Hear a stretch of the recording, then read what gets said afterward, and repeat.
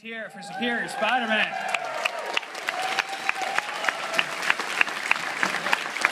Wow, Steve, you should have killed Peter Parker earlier. This is great. Yeah, if I had known, I would have. All right, guys, I want to introduce you. We have a packed house here today. You guys are the best. We have a great panel, so we're going to introduce you to everybody here. First, Eisner-nominated artist Chris Samnee. You guys know him from Daredevil.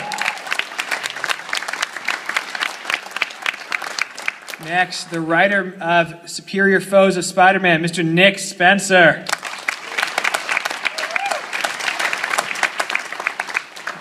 The newest writer of Carnage, Mr. Kevin Shinnick.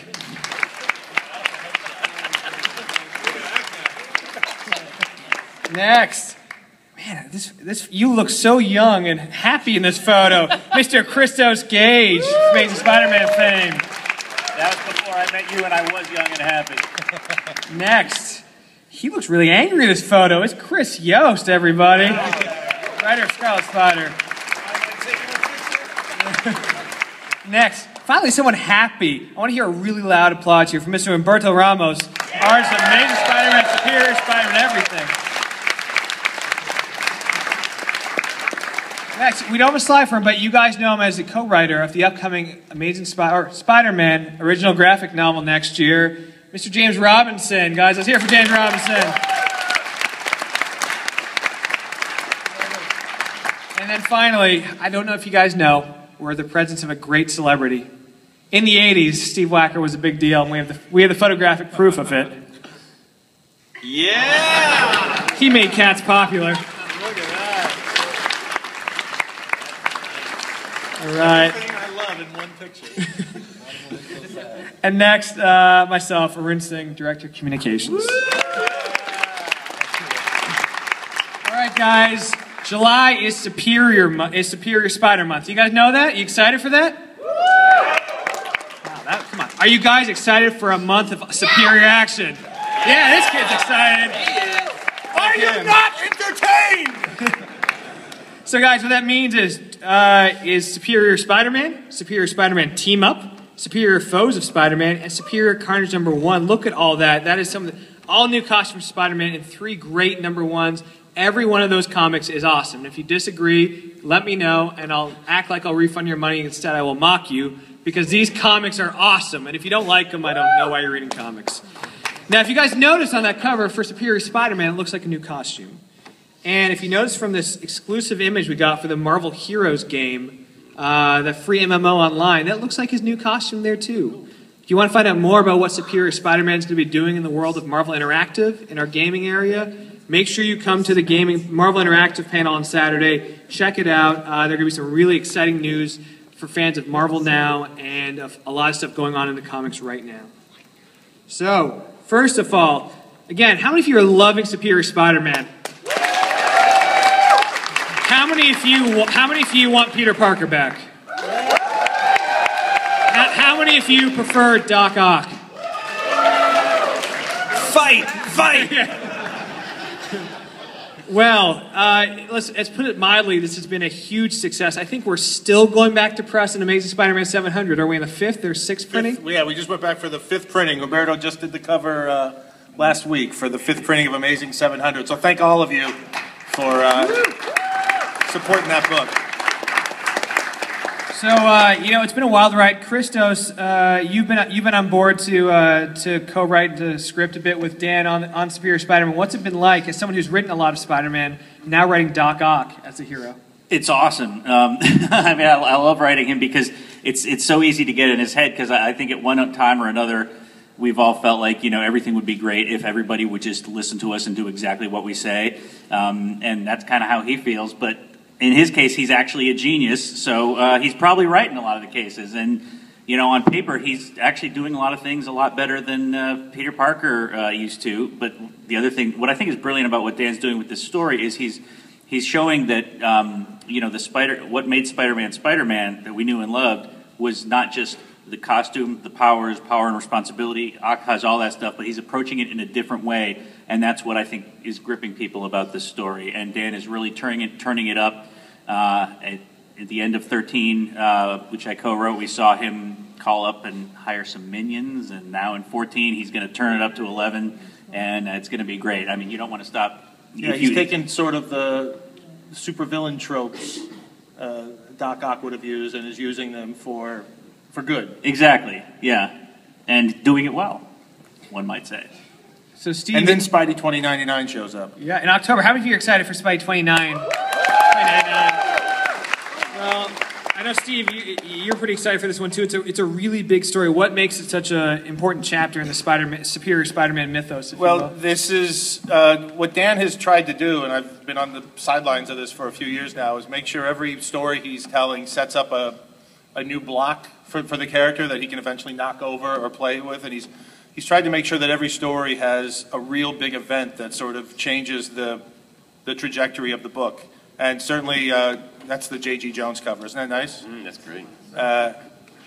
My advice for any aspiring editors out there is get J.G. Jones to do covers once in a while.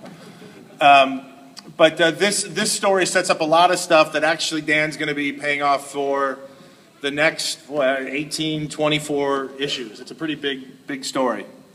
Okay, and after that, Steve, we got some pretty big stuff coming up too. What can you tell us? Black Cat comes into the book, and she hugs Spidey's head. 20 is...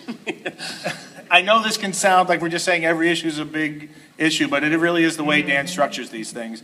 20 is the issue that he's been talking about as big. Remember last year in issue 698 when you found out what was going on in Spider-Man's head, that big revelation? Dan keeps talking about this issue as the issue that's going to be as big as that. There's been stuff going on in Superior Spider-Man that is really going to pay off in issue 20. It's a very big issue for the character. You guys will hear a lot about this issue when it comes out. So if you guys remember what it was like if you missed issue 698, don't miss issue 20. Next, moving on. How many of you guys have read Superior Foes of Spider-Man? How many of you guys love that first issue? I was just telling Nick, I never would have thought I would have cared that much about Boomerang, but I really feel for the guy. I mean, Nick, how do you get inside the heads of these characters? Yeah, no, I love these guys. For me, writing the baddies is just as much fun as writing the good guys, if not more. Just because they'll sink so low and they'll do so many ridiculously shameless things.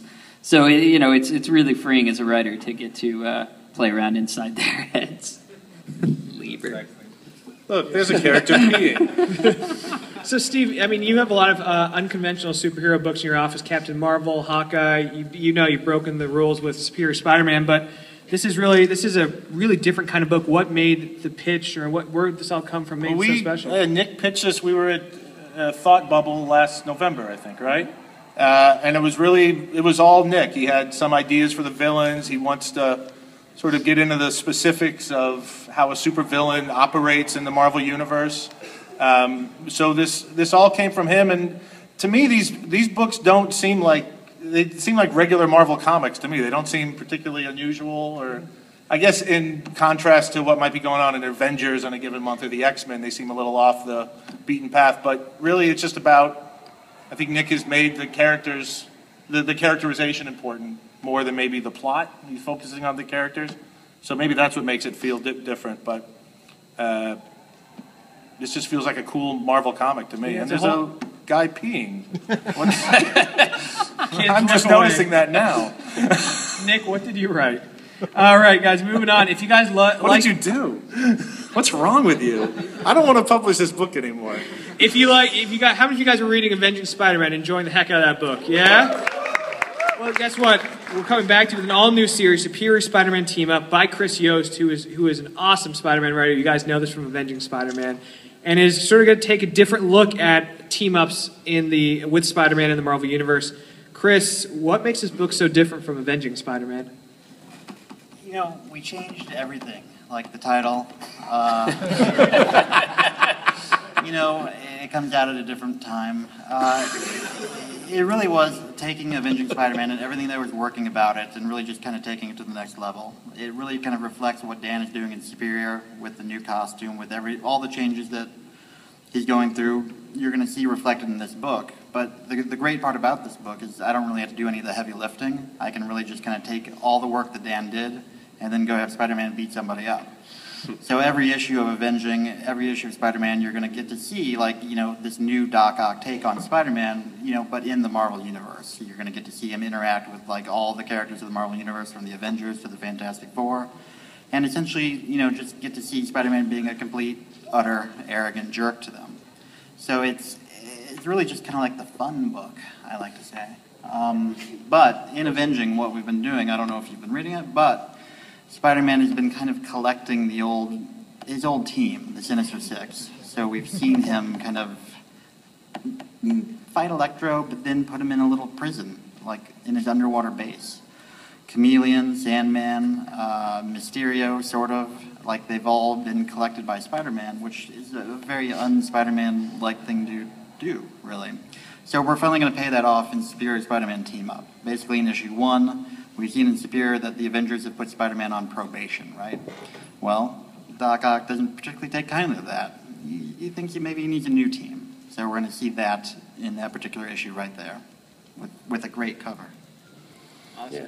Very cool. So, guys, how many of you are fans of Carnage here? How many of you like a good old psychopathic symbiote? You're not supposed to... He means the character, not the act. Well, guys, we knew we had to bring Carnage into the superior verse, if you will. We needed to find the right guy for the job. Kevin Shinnick, if you guys read his Avenging Spider-Man 2-parter with Deadpool, this guy is a crazy, twisted mind.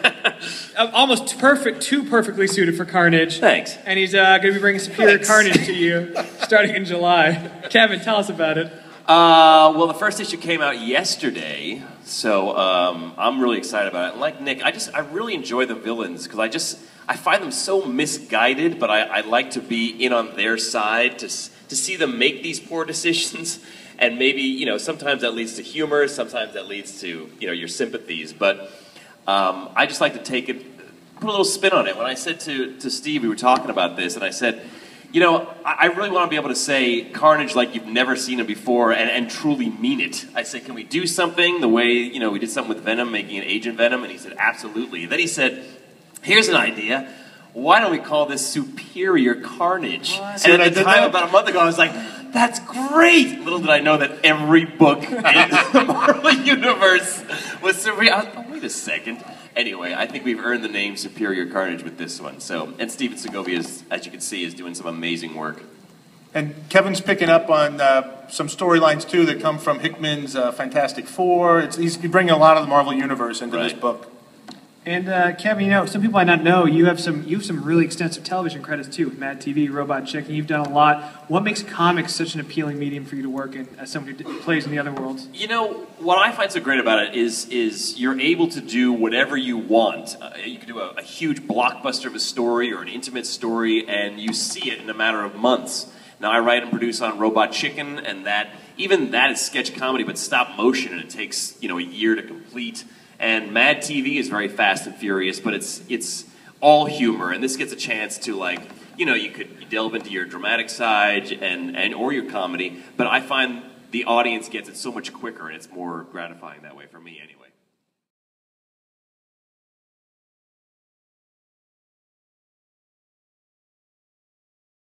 You guys have been supporting it. It's a book called Scarlet Spider in a world where people would normally tell you the book needs to be called Spider something or X something or Avenger something.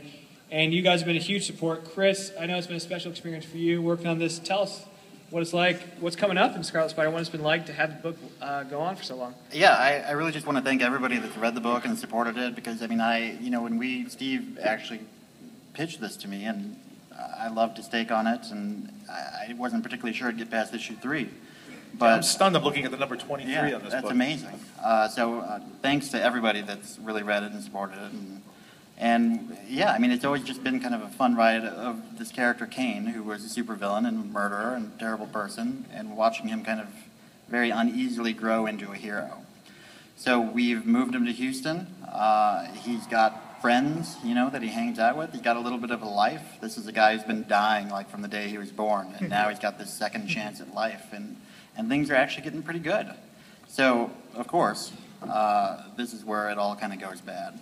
So what you're going to be seeing in the next few months in Scarlet Spider is Kane's going to have some problems, starting with that guy right there. Well, actually not starting with that guy right there. It actually goes bad a little earlier than that. But Craven the Hunter is making his return. He's been kind of a presence in the book ever since the book started. There was a little story called The Grim Hunt, where Craven came back to life, right? Mm-hmm. And Kane was kind of instrumental in that. So Craven wants something very specific from Kane, and we're going to find out what it is. I can't help but notice that the word superior is not in this title. We're going to change that. That was bad editing on my See, part. Kevin, it's not everything. Yeah, I guess you're right. Yeah, Kevin. Take that. All right, guys, moving on. Look, how many of you are enjoying Venom and what everybody's done? Rick, Dan, Colin was reinventing Venom. And Steve, it looks like Venom sort of has a sidekick? That does look like a sidekick. Yeah. Wouldn't that be crazy? Venom. How could that go wrong, right? Yeah, it's a story that Cullen's been building ever since he moved Flash Thompson to Philadelphia. And he's got a big story featuring this new sidekick. I don't want to say too much about it. So, and then that will lead to something very, very, very big. Yeah, so you give me an idea. I have an idea, guys. What would you think if we saw Superior Spider-Man fight Venom? Wouldn't that be sort of cool? Oh, come on, guys. We're talking about Doc Ock going against Venom. Let's hear a bit louder for that, guys. See? Now you get your wish. Look at that. Beginning of November, Darkest Hours by Dan Slott and Umberto Ramos. Yeah, Steve, I think there's a credit missing from that. There is, you're right, because Gage is co-writing it. I didn't put the slideshow together. Yeah, okay. Well, I'm sorry. Dan Slott, Christos Gage, and Umberto Ramos will bring you the fight that everybody's been looking forward to. Venom versus Superior Spider-Man. Flash Thompson versus Doc Ock. Steve, what the heck's going on here?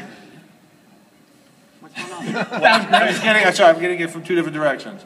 What's happening in the story? Yeah.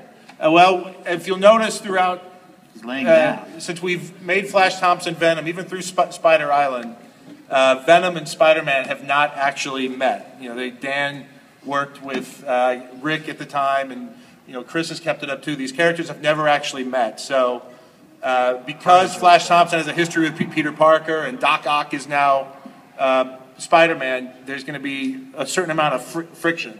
And this is leading to something pretty massive in the book that Chris and Dan are going to do over four issues that is going to leave Venom in a very different state by the end, I think it's safe to say. And Spider-Man. Yeah. Dan Slott. Are you on the phone? Dan Slott, what do you have to say about this? Darkest Hours. Can you hear Dan? Anybody? I can't hear Dan.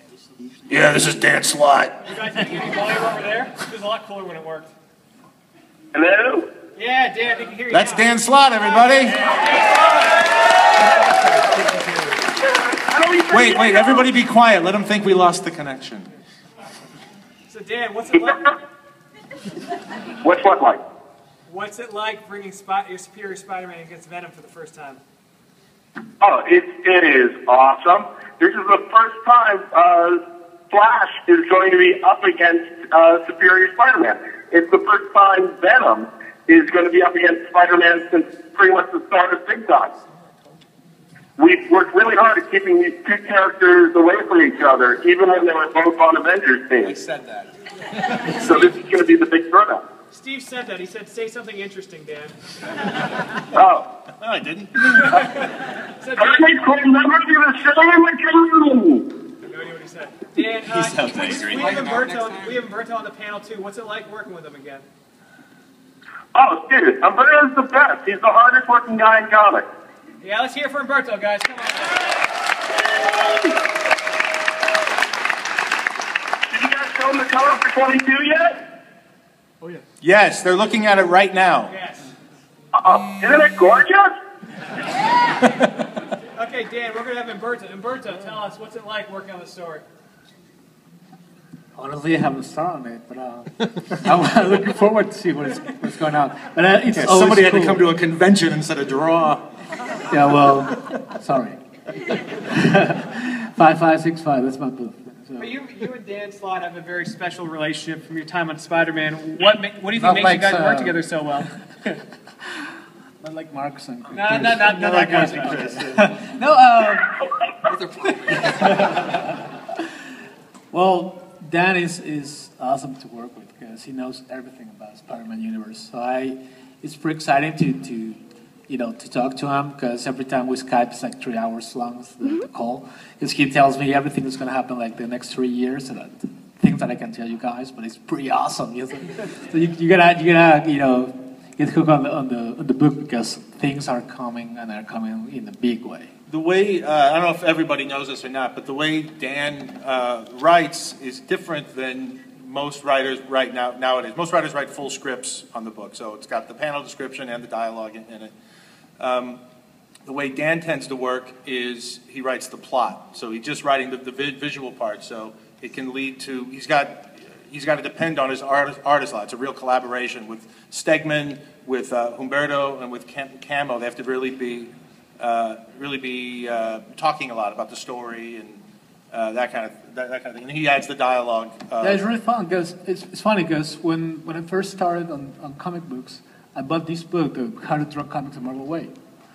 And when they go to the writing and plotting and that, it says this is the Marvel way, right. plotting instead of scripting. And I've never worked in the Marvel way before than now with Danny. So I thought it was more like a myth than a reality. So now with that, it's happening. It's pretty cool. All right. Well, guys, that's coming up in November, your next big story. We don't have a slide for this because he's a surprise guest, but I do want to talk about what Mark Waid, James Robinson, and Gabrielle Dell'Otto are doing next year. An all-new Spider-Man graphic novel, Family Business, if I'm remembering correctly. And it introduces someone who's claiming to be Peter Parker's sister. So, James, what can you tell us about this big story next year? Mark invited me to be a part of this project, and I have to thank him for that. And it's a lot of fun to do, because it has a lot of the things that we love about Spider-Man. That energetic excitement that the books always have. But because he suddenly finds out that he has his sister, he's yanked into this world of international spies. And so it's very much a globe-trotting world where Peter Parker has to wear a tuxedo and all these things that you don't normally see him do.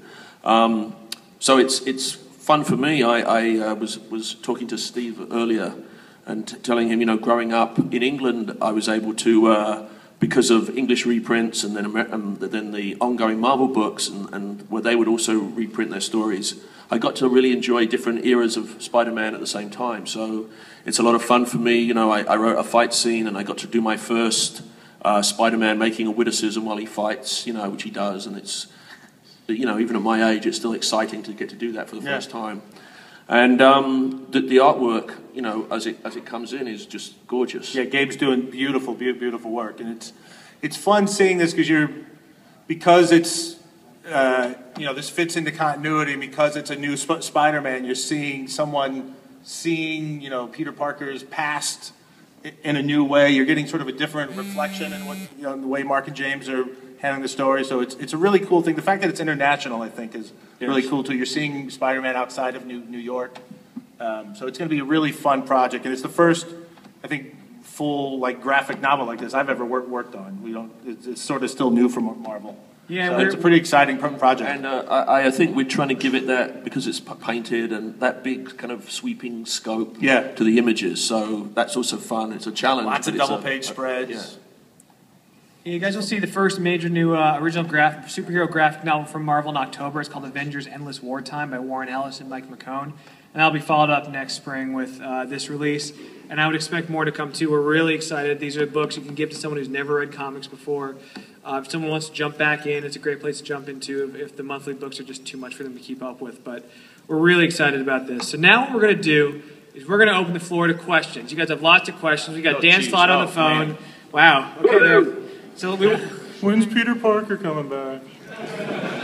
Right? I mean, that's got to be 7 of you. Thank you. Somebody dropped it on the floor. Did somebody drop their cell phone down there somewhere? Anybody?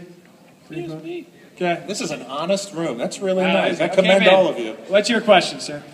I have a question or just in general, the new costume for Superior Spider-Man. I was wondering who designed it, because it looks a lot similar to Ben Riley's Spider-Man costume. I did. Did you draw any inspiration from that previous design, or was it like totally original? Not really. If it's on how I approach the costume, we'll say it's more like into the Alex Ross's design, like something he did for the movie that never came out. I was kind of like that design, so it's trying to give my respects to that awesome design he did. I have one more for Nick Spencer. I read Superior Foes, and I was really surprised that Shocker was sort of like outed to be the coward of the team. I was wondering what was behind the decision to make Shocker the kind of the wuss.